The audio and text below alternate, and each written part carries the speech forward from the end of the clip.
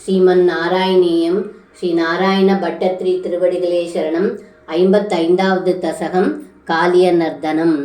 அதவாரிணி கோரதரம் பனினம் பிரதிவாரயிதும் கிருததீர் பகவன் திருதமாரிதீரகணீபதரும் விஷமாருதசோஷித பர்ணசயம் அதிருக்ய பதாம்புருஹேன சதம் நவபல்லவதுல்யமனோஜருஷாம் ஹ்ரதவாரிணி தூரதரம் யபத பரிகூர்ணிதகோரதரங்ககணே புவனத்ரயபாரபృదో భవతో గురుభారవిగంబి విశుంభిజలాం పరిమగ్నయది స్మదనుస్సతకం తడినీ జడితి స్ఫుటఘోషవదీ అదదీషు విదీషు పరీషు పిద ప్రమిదోదరవారిణి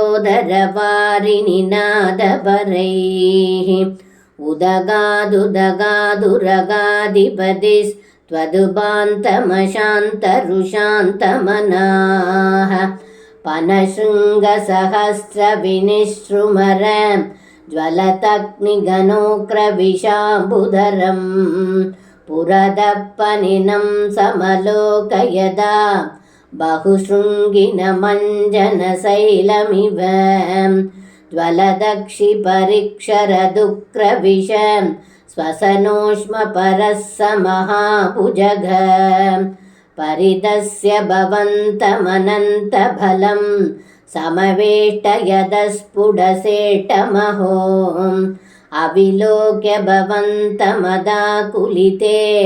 दडगामिनि बालकधेनुगणे व्रजकेहदलेप्यनिमित्तसतं समुदीश्य गदायमुनां पशुभाम् अखिलेषु विभो भवदीयदशां मवलोक्य जिहासुषु जीवपरं पणिबन्तनमासु विमुच्य जवां तुदकं यदहासजुषा भवताम् अधिरुह्य तदप्पनिराजपनान् नृदे भवता मृदुपादरुषां कलसिञ्जितनूपुरमञ्जुमिलत् करकङ्गणशङ्कुलशङ्वनितं जवृषु पशुपास्तुषुर्मुनयो ववृषु कुसुमानि सुरेन्द्रगणाः